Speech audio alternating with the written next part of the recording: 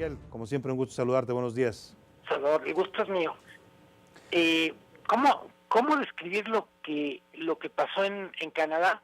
Pues básicamente no fue una negociación que saliera bien. Quedó claro que hay más diferencias que coincidencias y en buena medida yo diría que hubo dos, no sé si la palabra sea sorpresas, pero cuando menos puntos nuevos. En el sector agropecuario, donde parecía que casi todo estaba resuelto, cuando vas entre México y Estados Unidos, aparece la propuesta de Estados Unidos de crear básicamente lo llaman un comercio administrado por estaciones. En palabras simples, lo que quiere decir esto es, si Estados Unidos produce frambuesas, fresas en una temporada del año, que México no puede exportar en esa temporada del año a Estados Unidos. Es una propuesta muy agresiva porque hasta ahora no ha sido la forma en que funciona el comercio de hortalizas, de frutillas y eso entre México y Estados Unidos. El segundo tema muy delicado, que me parece que es el más de fondo para México, es el endurecimiento de la postura de Canadá en el tema de sueldos y condiciones laborales. México confiaba en que la propuesta de lo laboral se parecería mucho a lo que se negoció en el TPP, que fundamentalmente estaba enfocado a cuestiones de libertad sindical.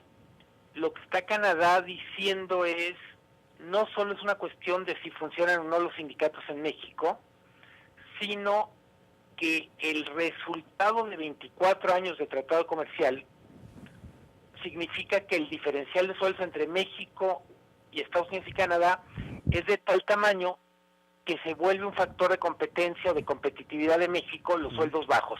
Claro. Y no quieren que siga siendo así. Claro. Quieren más equidad salarial para que México no tenga esa ventaja, ¿no?, que le da ahora el tener sueldos tan bajos. Luis Miguel, esto que nos dice se refleja, creo, en el mensaje final que da Ildefonso Guajardo, el jefe de la delegación mexicana, cuando dice, pues sí, seguiremos en el TLC siempre y cuando se garantice crecimiento para México. Es un mensaje, pues casi suena a, si no nos conviene, nos vamos. Sí, no es la primera vez que lo dice Salvador. Claro. Tengo la impresión que Guajardo, de todas las maneras sutiles posibles, entre líneas, lleva cuando menos un mes diciendo, lo dijo en las reuniones con los grupos parlamentarios del PRI, dice, necesitamos tomar en serio lo del plan B, lo que dices tú ahorita, Salvador, de si no nos conviene nos vamos. Hay otra expresión que usa mucho él, es más vale un no NAFTA que un mal NAFTA. Sí.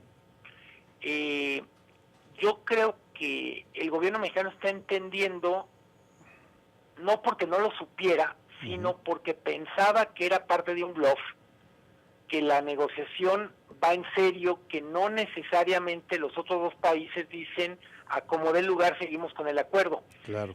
Lo que no deja de ser paradójico es que México se aferre tanto al tema de los bajos salarios. Sí. En teoría deberíamos, cuando pienso la población mexicana, pensar que es una ventaja más que una desventaja para México cambiar el modelo de un modelo basado en competir con bajos sueldos a otras cosas. Claro. ¿Por qué esta resistencia, Luis Miguel, que hemos visto históricamente, bueno, en los últimos 30 años, dicen muchos, coincide con el modelo neoliberal, esta idea de que el sueldo no puede subirse porque entonces desajustamos las otras variables económicas? ¿Por qué esa resistencia del gobierno mexicano a elevar sueldos? Yo creo que en términos de economía es más bien un dogma de fe que una cosa científica. México podría competir de otra manera, incluso tener sueldos más altos favorecería un mejor mercado interno más robusto. En particular, porque creo que vale la pena precisar, Estados Unidos y Canadá no les preocupa el nivel de sueldos general, les preocupa el nivel de sueldos vinculado a empresas que exportan. Dicho de otra manera, Estados Unidos no está pidiendo que le suban el sueldo, vamos a decir, al que despacha en el Oxxo o al peluquero de la esquina. Está diciendo, oye, tú tienes una empresa que está totalmente integrada en mi economía, que hace autopartes, que es filial incluso una empresa de Estados Unidos o de Canadá, o proveedora de una empresa de Estados Unidos y Canadá, y ahí ganan la sexta parte de lo que ganan conmigo.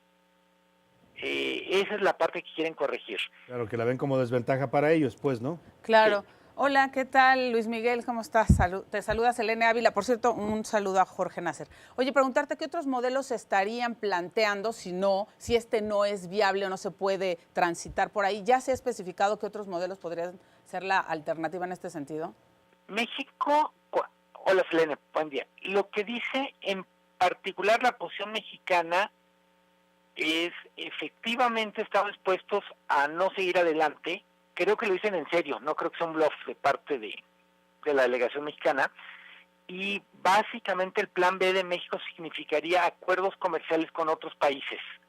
Y se habla mucho de un acuerdo con Gran Bretaña, se habla mucho de cambiar la proveeduría agropecuaria de que tenemos ahora de Estados Unidos, que vendría de Sudamérica, en particular de Argentina y Brasil, que son fuertes productores, pero lo cierto es que el plan B, en más de un sentido, es un plan B que solo podría ejecutarse en un periodo muy largo, 5 o 10 años, para ser consistente. México está demasiado enchufado, demasiado integrado a la economía de Estados Unidos, Claro, como para decir es que nos zafamos de esto y seguimos adelante como no si pasa nada. nada. Sí habría un costo, pues, para México de hacerlo y un proceso, como dices tú, que llevaría tiempo. Luis Miguel, ¿qué sigue? Ya terminaron las 3 rondas de negociaciones. ¿Qué sigue ahora en esta renegociación? Se acordaron hasta 7 rondas antes de que termine 2017. Viene una ronda en Washington, aparentemente sería alrededor del 11 de octubre. Una de las cosas que parece estar claro, Salvador, Selene, es que no va a dar el 2017 para acabar. Es la primera vez que se reconoce de parte de la delegación mexicana, terminando Canadá, ya dicen, probablemente no estemos en condiciones de cerrar en 2017. Como tú lo sabrás bastante mejor que yo, Salvador, el problema de no concluir en 2017 es que literalmente ya estaría el gobierno mexicano trabajando en dos pistas que son incompatibles. Por un lado el TLC y por otra parte la elección presidencial. La sucesión, claro. Sí. El gobierno mexicano muy probablemente tendría que poner pausa en 2018, entre otras cosas porque las contrapartes de Estados Unidos y Canadá dirían, a ver, nomás explíquenme una cosa, si yo llego a un acuerdo con ustedes, pero con el que lo voy a tener que ratificar es el gobierno entrante, claro, ¿para qué seguimos, literalmente, para qué tanto trabajo si esto se va a desmoronar? Si van a cambiar los negociadores, ¿no? Oye, Luis Miguel, aprovechando que te tenemos en la línea, te quiero preguntar de este anuncio que hace ayer el presidente Peña Nieto de una cifra que ya fija para la reconstrucción, 37,000 millones de pesos, dice, se requerirá para reconstruir todo lo dañado en estos 2 sismos del 7 y el 19 de septiembre. ¿Qué tanto va a impactar eso en el presupuesto del próximo año? Lo primero es que mete incertidumbre, porque si uno lee entre líneas la propia declaración de la cifra, está claro que no es una cifra definitiva. Entonces, teníamos un presupuesto donde incluso la cantidad ahorrada, la cantidad que el gobierno de manera casi, entre comillas, espontánea, como primer saque, lanzaba, eran ahorros de alrededor de 38,000 millones de pesos, quiero decir. Entonces, para mí hay 2 cosas. La cifra sin duda va a ser mayor. No hay manera que la reconstrucción solo cueste 37,000 millones de pesos.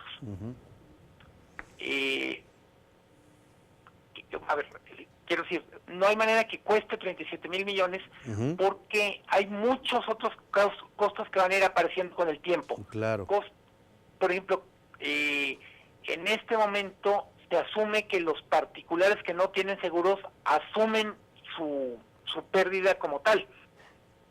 No tarda esto en volverse un asunto social o político donde muchos damnificados que no tienen seguro van a apelar a algún tipo de mecanismo de apoyo oficial. Claro. Y en buena lógica va a tener que ocurrir esto, va a tener que haber apoyos para grupos que no tenían mecanismos privados de apoyo. Yo creo que es una cuestión casi humana, no económica. Sin duda. Entonces, ¿cómo va a impactar el presupuesto? Lo habíamos platicado la primera vez que salió la primera fotografía del presupuesto, y decíamos, el primer objetivo del gobierno era crear un superávit de operación, que sin contar el esfuerzo de la deuda, lo que gastara fuera menor a lo que ingresaba. Evidentemente no hay manera de crear un superávit con una contingencia. El otro problema, que es más difícil de cuantificar, Salvador, Selene, es qué impacto puede tener el sismo en la actividad económica. Dicho de otra manera, el presupuesto se hace con lo que se va a gastar, pero también con lo que se va a ingresar. Lo que ingresa depende de cuánto crece la economía, cómo funciona. Y obviamente va a haber un efecto de disrupción en la economía, más por lo que ocurrió en la Ciudad de México que por lo que ocurre en Puebla, Oaxaca y Morelos. Quiero decir, en los estados del sur es más un asunto de la tragedia y del gasto que tenemos que hacer. En la Ciudad de México es la disrupción de la actividad económica en la ciudad que aporta más al PIB en el país. Sin duda alguna, que ya llevamos una semana con la actividad económica pues afectada, paralizada en muchos casos. Pues vamos a estar muy pendientes, Luis Miguel, y también ver qué tanto el gobierno decide recurrir a deuda para solventar esta emergencia. Totalmente. Sí, ¿Qué tipo de deuda?